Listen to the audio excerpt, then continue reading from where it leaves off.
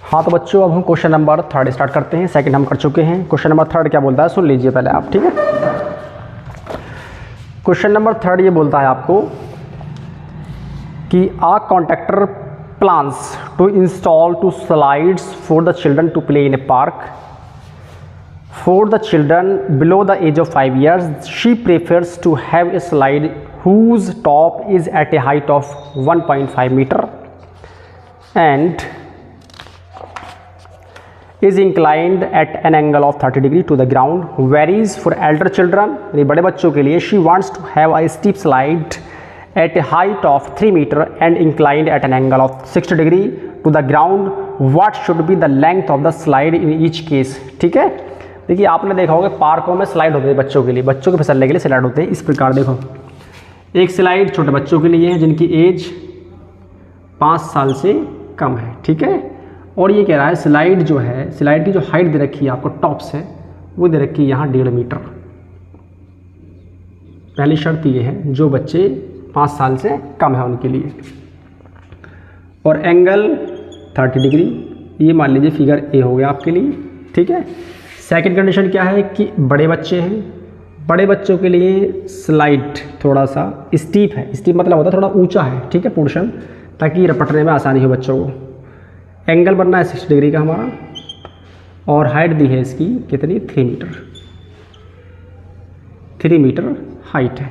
तो आपको जो स्लाइड है, जो स्लाइड दे रखी है आपको, उसकी लंबाई फाइंड करनी, यानी कि what should be the length of the slide in each case. Her case में स्लाइड की लंबाई आपको फाइंड करनी होगी। ये फिगर मान लीजिए आप बी, ये फिगर ए है आपके पास, तो हर केस में आपको स्लाइड की लंबाई फाइंड करनी होगी। देखो सबसे पहले तो ये लेट कर लेते हैं आप कि जो छोटा वाला पोर्शन है इसमें स्मॉल लेटर मिलते हैं एल, यानी कि लेंथ ऑफ द स्लाइड कितनी मान ली आपने इसमें, स्मॉल एल, ठीक है।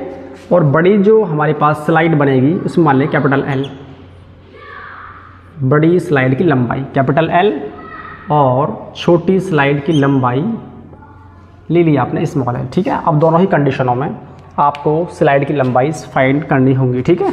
चलो देखिए यहाँ पर कंडीशन क्या बनती है। पहला लेते हैं हम ये वाला पोर्शन, ठीक है। देखो यहाँ परपेंडिकुलर है, दिस इज हाइपोटेनस, तो जाहिर सी बात है साइन यहाँ पर अप्लाई कर देंगे, क्योंकि आप जानते हो कि साइन जो ट्रिगोनोमेट्रिक रेशियोज होता है उसी में सिर्फ परपेंडिकुलर और हाइपोटेनस होता है, या कोसेक भी होता है, लेकिन सिंपल वे में आप साइन को यहाँ पर इस्तेमाल कर सकते हैं। किस प्रकार, देखिए sine 30 is equal to perpendicular upon hypotenuse small L, ठीक है। चलो जी, साइन 30 होता है 1/2 is equal to 1.5 upon L, cross multiply करेंगे तो मिल जाएगा आपको L is equal to 2 × 1.5। L is equal to कितना मिला आपको, 3 मीटर, क्योंकि 1.5 दूनी कितना होता है, 3 होता है। ये आ गई हमारी इस वाली स्लाइड की लंबाई, छोटे स्लाइड की लंबाई, ठीक है। अब देखो सिमिलरली यहाँ ले लेंगे sine 60 is equal to perpendicular upon hypotenuse, ठीक है बच्चों। अब इसके बाद साइन 60 जो होता है वो होता है √3/2 is equal to 3/L, cross multiply √3L is equal to 2 3 6, L is equal to 6/√3। देखिए जहाँ डिनोमिनेटर में इरेशनल नंबर आता है वहाँ आपको रैशनलाइज यानी कि करणीकरण करना लाजमी होता है। तो देखो इसी प्रकार यहाँ जो कैपिटल L मिल रहा है आपको, यानी कि बड़ी स्लाइड जो है उसकी लंबाई कितनी मिल रही है आपको, 6/√3 मीटर मिल रही है, लेकिन मिल रही किस में है, इरेशनल फॉर्म में मिल रही है। तो आप डिनोमिनेटर जो इरेशनल फॉर्म में है उसको ख़त्म करेंगे, डिमोलिश करेंगे यहाँ से। वो कैसे होगा, √3 से अंश में और √3 से हर में, मतलब √3 से न्यूमरेटर में और √3 से डिनोमिनेटर में मल्टीप्लाई करेंगे। अब यहाँ देखो इसको लेते हैं इस जगह पर, क्या मिलता है आपको, L is equal to 6/√3 upon, देखिए जब हम √3 की मल्टीप्लाई √3 में करते हैं तो आपको प्राप्त होगा क्या, 3। यहाँ 3 मिल जाएगा आपको, 3 से डिवाइड करेंगे 6 में, 3 से 6 हमारा 2 टाइम्स यानी कि 2 बार कट जाएगा, 3 दूनी 6, तो L इजिकल टू मिल जाएगा आपको 2√3 मीटर। ये आ गई हमारी लॉन्ग स्टिक की लंबाई, लॉन्ग स्लाइड की लंबाई कैपिटल L मान ली थी आपने, स्मॉल स्लाइड की लंबाई मान ली थी आपने स्मॉल l। स्मॉल l यानी कि शॉर्ट स्लाइड की लंबाई मिली आपको 3 मीटर। ठीक है, वो स्लाइड है जिस पर 5 साल से कम उम्र के बच्चे रपटते हैं, यानी कि स्लाइड करते हैं। ठीक है, खेलते हैं मान लीजिए एक तरीके से।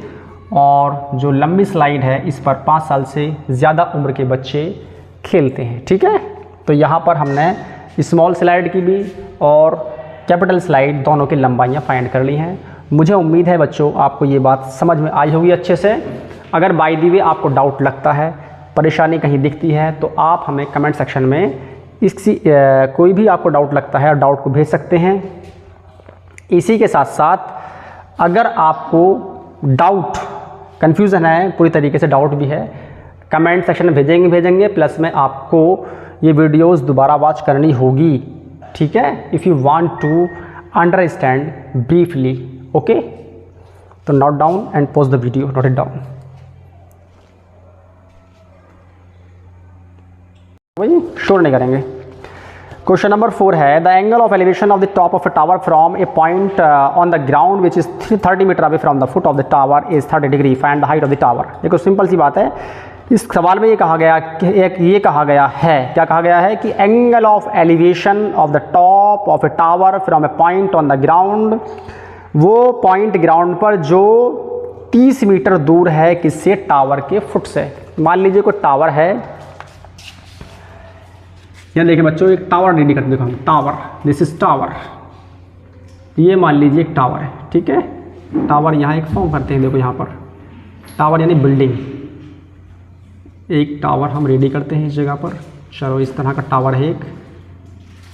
ओके, ये टावर है। ठीक है, ज़मीन पर कोई पॉइंट लिया आपने ये वाला, और यहाँ टॉप से टावर के एक एंगल फॉर्म हो रहा है, कौन सा, 30 डिग्री। लेकिन ये जो पॉइंट है इस टावर के फुट से कितनी दूर है, 30 मीटर दूर है, ये लेना है आपको।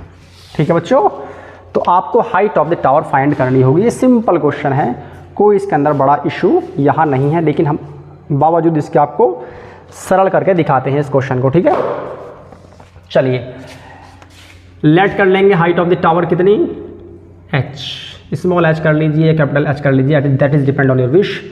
और इसके अलावा जो चाहते हैं वो कर लीजिए। ठीक है, चलिए लेट कर लेंगे, let height of the tower is equal to h metre. Okay, metre ले लीजिए, मीटर। अब हम करते हैं इस क्वेश्चन की शुरुआत सरल करने की। देखिए इस सवाल के अंदर सिर्फ देखो ये ट्रायंगल फॉर्म हो रहा है इस time, this is right angle triangle form हो रहा है, यानी कि समकोण त्रिभुज फॉर्म हो रहा है इस टाइम। तो ये तो हो गई टावर की हाइट, यानी कि लंब हो गया है। ठीक है, ये हो गया आधार जिसे हम बेस कहते हैं इंग्लिश में, और यहाँ एंगल फॉर्म हो रहा है 30 डिग्री का। तो यहाँ देखिए लंब और आधार जो होता है या तो होता है tan के अंदर, tan त्रिकोणमितीय अनुपात के अंदर होता है, या फिर होता है cot के अंदर। ठीक है, इन दोनों में से आप जिसका इस्तेमाल करना चाहें उसका इस्तेमाल कर लीजिए, और आपके सामने सॉल्यूशन तुरंत आ जाएगा चुटकियों में। ठीक है, किस प्रकार, देखो tan 30 is equal to perpendicular यानी कि लंब h/30 डिग्री, सॉरी 30 मीटर। ठीक है, चलिए tan 30 की वैल्यू होती है 1/√3 is equal to h/30, cross multiply करेंगे तो 30 हमारा इस जगह आएगा, upon √3 is equal to h। देखो वही सिचुएशन बार बार क्रिएट हो रही है सामने हमारे जब हम सॉल्यूशन कर रहे हैं, तब कौन सी वाली, कि जो हर होता है हमारा नीचे क्या मिल रही है आपको, हर में अगर अपरिमेय संख्या यानी कि इरेशनल नंबर मिल रहा है आपको, और आप उस इरेशनल नंबर को डिमोलिश करना चाहते हैं, ख़त्म करना चाहते हैं, तो आपको रैशनलाइज करना पड़ेगा। रैशनलाइज क्या होता है, देखो इसी से अंश में भी और इसी से हर में भी हम मल्टीप्लाई कर देंगे। किस प्रकार, 30 into √3 divide by √3 into √3 is equal to h। अब देखो ऊपर तो मिल जाएगा आपको 30 इंटू √3 और नीचे मिला आपको 3। ठीक है बच्चों, अब वो कैसे मिला? देखो √3 की जब मल्टीप्लाई √3 में करेंगे तो क्या मिलेगा आपको बच्चों? 3 प्राप्त होगा। कैसे होगा सुन लीजिए। देखो अगर हम यहाँ पर जानना चाहेंगे बेसिक फंडामेंटल ऑफ मैथमेटिक्स, तो √3 की मल्टीप्लाई जब √3 में की जाएगी तो क्या आएगा? 3 3 जा 9 होगा और 9 का जो स्क्वायर रूट होता है वो क्या होता है बच्चों? 3 होता है। तो इसी प्रकार √3 और √3 की जब मल्टीप्लाई की गई तो 3 मिला आपको। देखो 3 से डिवाइड कर लेंगे हम 30 के लिए, कितनी बार? 10 टाइम्स, क्योंकि 3 टाइम्स से कितना होता है? 30 होता है। ठीक है, तो इसी के साथ साथ हाइट ऑफ द टावर आपको प्राप्त हो चुकी है। क्या मिली है? 10√3 मीटर। ये आपको हाइट ऑफ द टावर प्राप्त हो चुकी है। ठीक है बच्चों, आई होप आपको ये इस सवाल का सॉल्यूशन अच्छे से समझ आया होगा। तो आप वीडियो को पॉज कर लें और सवाल को समझ लें। ठीक है, अब हम चलते हैं नेक्स्ट क्वेश्चन की तरफ। पहले हम पढ़ेंगे क्वेश्चन को, रीड करेंगे अच्छे से, then we will solve. Okay, सवाल क्या बोलता है आपसे? क्वेश्चन नंबर 5 है। देखिए 4 क्वेश्चन था, ये सॉल्यूशन इसके आपके सामने है। 5 क्वेश्चन है, इसको हम सॉल्व करने के लिए जा रहे हैं। We are going to solve of that question. Question number 5, a kite is flying at a height of 6 metre above the ground.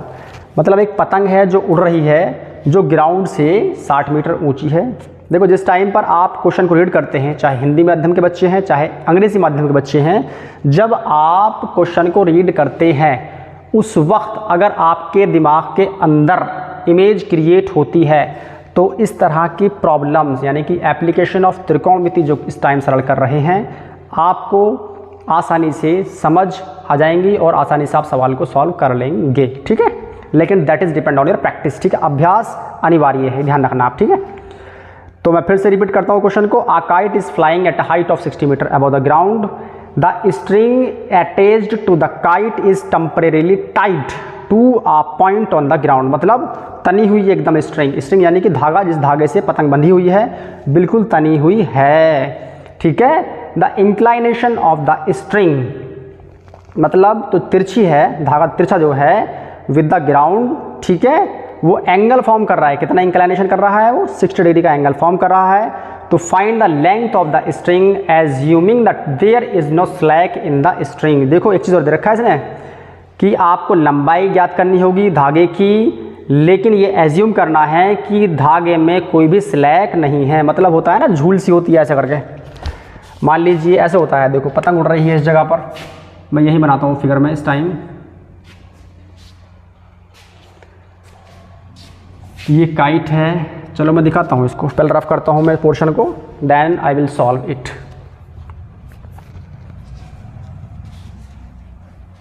Question number 5 के साथ हम कंटिन्यू हैं और सभी बच्चे बिल्कुल ध्यान देंगे यहाँ पर और अपनी रफ और पेन को साथ लेना नहीं भूलेंगे। और आपके सामने पुस्तक का होना भी अनिवार्य है, बुक का होना अनिवार्य है। बुक भी होनी चाहिए बिकॉज हम इस टाइम क्वेश्चन को बोर्ड पर नहीं लिख रहे हैं, तो इसलिए आपके सामने बुक का होना भी ज़रूरी है ताकि आप क्वेश्चन को समझें अच्छे से और फिर उसको सॉल्व करें। ठीक है, देखिए स्लैक मतलब हो गया इस तरीके से। देखो देखा होगा आपने, जब कोई पतंग हम आसमान में उड़ाते हैं, ठीक है, इस तरीके से कोई पतंग है, मान लीजिए ये काइट है, दिस इज काइट, तो आपने देखो धागे में स्लैक होती है, इसे बोलते हैं, देखो इस तरीके तिरछापन जो होता है ये जो, इसे बोलते हैं स्लैक, झूलना धागे का। ठीक है, इसने ये कहा है मैथमेटिशियन ने कि स्लैक बिल्कुल नहीं है। ठीक है, स्लैक बिल्कुल नहीं, एकदम स्ट्रेट ऐसे है, ज़मीन से 60 डिग्री का एंगल। लेट मी सी, मैं देखता हूँ एक बार, ज़मीन से हाँ बिल्कुल 60 डिग्री का एंगल फॉर्म हो रहा है। और पतंग की जो हाइट बताई गई है वो कितनी है बच्चों? वो है कितनी? पतंग की हाइट बताई गई है 60 मीटर। तो हमें इस धागे की लंबाई फाइंड करनी होगी, ये कर लेंगे L, length of the string, L कर लेंगे, देन विल सॉल्व इट। ठीक है, क्वेश्चन नंबर है हमारा 5। 5 क्वेश्चन है, let length of the string मतलब धागे की लंबाई is equal to L metre. ये आपने लेट कर ली। अब हम जा रहे हैं सॉल्व करने के लिए। देखो सिंपल क्वेश्चन एकदम, हमें परपेंडिकुलर दे रखा है और हाइपोटेनस दिया है। तो परपेंडिकुलर यानी लंब दे रखा है और कर्ण दे रखा है, तो लंब और कर्ण सिर्फ आपका किस में होता है, साइन में होता है। ऐसी है भाई। तो यहाँ पर आप साइन 60 डिग्री यानी कि साइन 60 डिग्री ले लेंगे और इसके बाद लंब कितना है 60 और कर्ण L, हाइपोटेनस L आ गया। tan 60 की वैल्यू कितनी होती है, √3/2 बराबर 60/L। क्रॉस मल्टीप्लाई करेंगे तो ये हो जाएगा √3L = 2 × 60। ठीक है बच्चों। अब इसी के साथ साथ L निकालना है खाली आपको, तो ये हो जाएगा 120/√3। फिर से वही टेक्निक रैशनलाइज करेंगे इसको हम। रैशनलाइज करने पर 120/√3/3 नीचे आ जाएगा। 3 से भाग करेंगे 120 में कितना मिलेगा, 3 चौक 12 यानी कि 40 बार ये कट जाएगा। तो 40/√3 मीटर आएगी क्या, धागे की लंबाई। ये दिया है सवाल के अंदर आपको। ठीक है, तो आपने धागे की लंबाई इस क्वेश्चन में सॉल्व कर ली है। मुझे उम्मीद है सभी बच्चों को ये बात समझ अच्छे से आ गई होगी। अगर बाय द वे समझ में नहीं आती हैं बातें ये, तो आप या सॉल्यूशन तो आप दोबारा से हमारी वीडियोस को रिपीट कर सकते हैं। ठीक है, और बड़े ही ध्यान से आप बिल्कुल ध्यान दें। और बाय द वे अगर आपको डाउट लगता है, डाउट कहीं नज़र आता है, तो आप हमारा दिया हुआ WhatsApp number we are going to tell you the number is, my WhatsApp number is 9759592855 पर आप अपनी समस्या को भेज सकते हैं। हम आपकी समस्याओं को सॉल्व करने का पूरा प्रयास करेंगे। ठीक है, thank you very much to watch my videos. ठीक है, नोट कीजिए इसको।